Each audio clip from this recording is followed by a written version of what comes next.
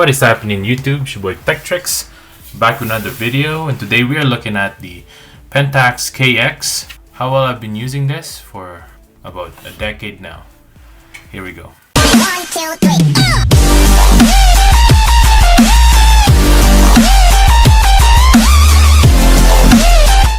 First things first, make sure to hit that subscribe button below, hit that notification bell so you can be notified on the next videos to come. Check out my merch below at 1130.ca. First and foremost, this is the first camera that I ever bought for myself. This camera is the first DSLR that I ever ventured with, which welcomed me to the photography world. I haven't been using this at all actually for quite some time now, but this had done me very well for the past years, especially as a starting camera. This came with 18 to 55 mil lens, zoom lens. It also came with the 55 to 300 mil lens. This has the Pentax K mount right here as well. And now let's look at the specs.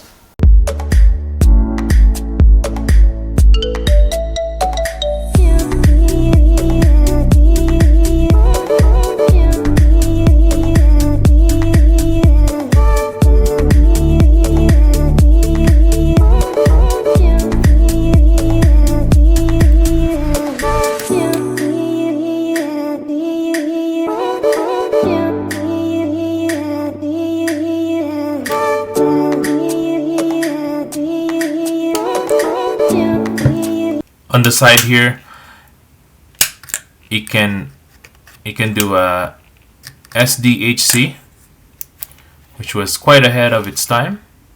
Right now I have the Ultra, which is pretty cheap nowadays. So back in the day it was very expensive. I think this costed me about $1,000. This is $600 for the body alone, and the lens I believe is another $400. For the bigger lens it costs a lot more. It also has a flash up here. Let's go ahead and turn it on. Has a little pop-up flash that they have here.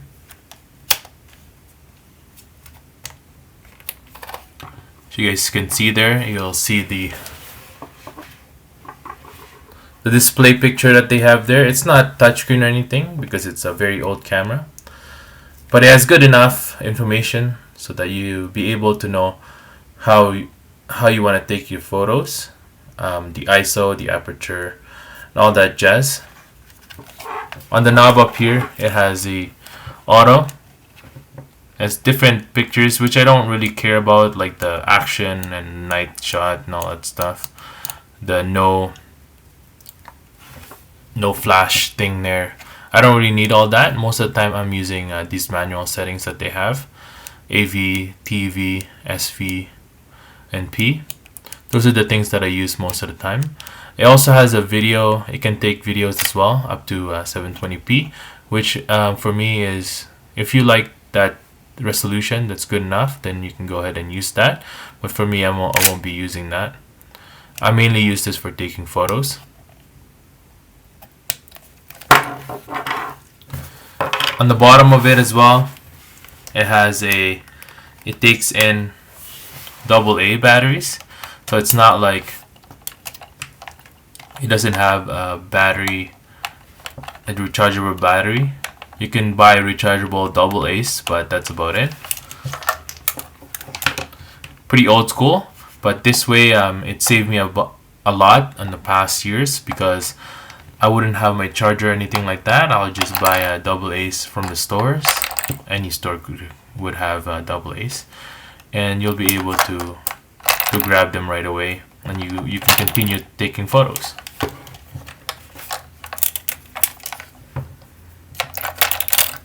There we go. On the side as well, it has a little door for your video and PC, where you can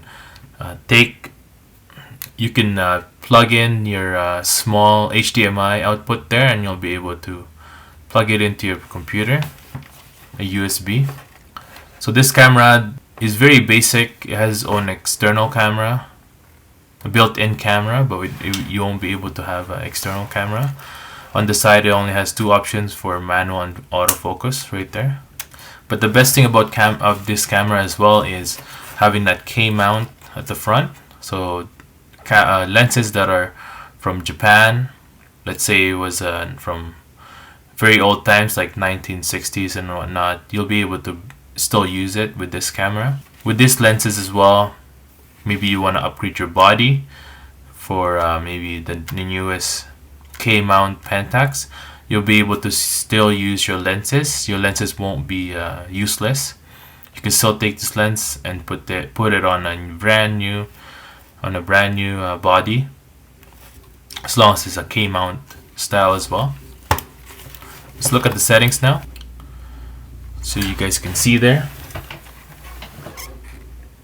So the menu, there's different settings as well for this one. It takes JPEG and also RAW pictures. So we can look at the here, and it has RAW and RAW plus. I'm go ahead and take RAW plus right there. Pixels obviously goes up to only 12 megapixel. This is what the camera can only do. JPEG quality doesn't matter if you're taking RAW plus. Dynamic range settings, you can highlight corrections and all that stuff, or you can take it off. Shadow correction, there you go.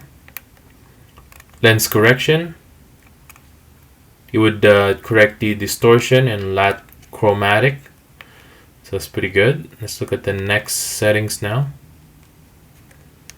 Right there, multi exposure 2 times. It would do that all for you automatically. For now, I don't use that.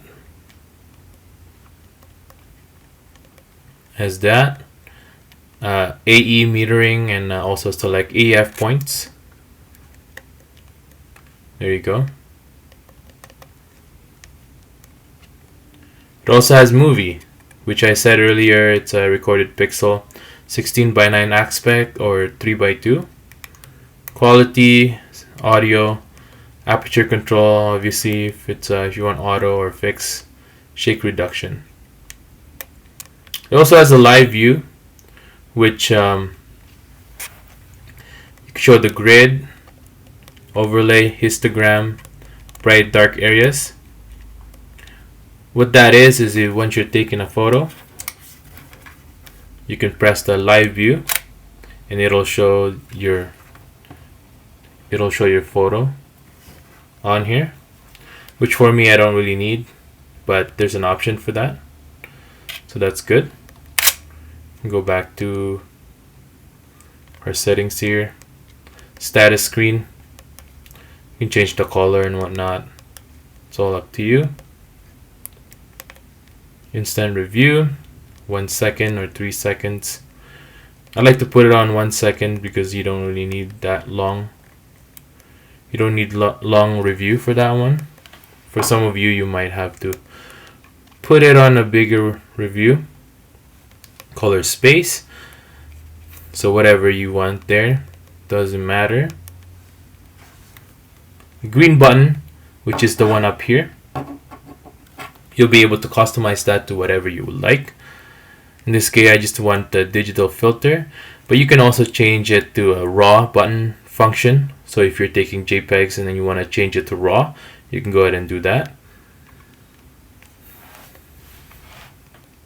And there you go.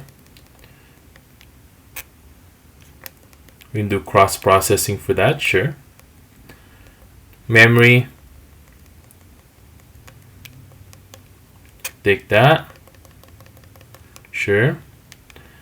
The filter, HDR capture, shooting info display, and there you go. And it has shake reduction. So also I have this is where you could take out and playback, all that stuff. Don't need that. For slideshow, which is this button right here. Different languages as well, date adjustment, world time, display guide. If you don't want it to have a beep, you can take that out. There you go. Brightness level, it's the highest it could go, is +7. LCD, color tuning, video out, folder name, date, copyright information, sure.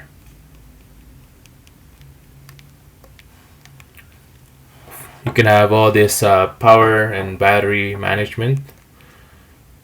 Go ahead and do that. Leave it at 5 minutes. Pixel mapping, dust alert, dust removal. That's how you do that. Sensor cleaning, and then you just put it on mirror up so you can clean your sensor.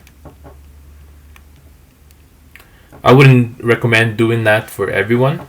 If you're a professional and you know how to do that, then you can go ahead and do that, but that's not for everyone. And it has all this information as well where you can play around with it. I'm just gonna leave it as is, and that's it.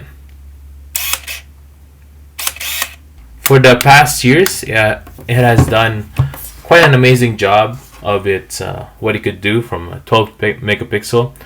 It's really up to you and the lighting and how you're gonna utilize this camera. It's a really good camera in my opinion, and I think it's still legible even though we are in 2019 now. You can still use this camera for your everyday use if you're not a crazy camera freak and you just want to use a camera that is good to go, point and shoot, and still have the DSLR feel to it and change lenses and all that stuff. Well, that's it for today, guys. Hope you guys enjoyed this video. If you enjoyed this video, make sure to hit that like button below. Hit that notification bell so you can be notified the next camera reviews and phone tricks. Make sure to subscribe to my channel and share this to your friends who love Pentax camera as well. I hope you guys have a good day and stay grateful. Peace.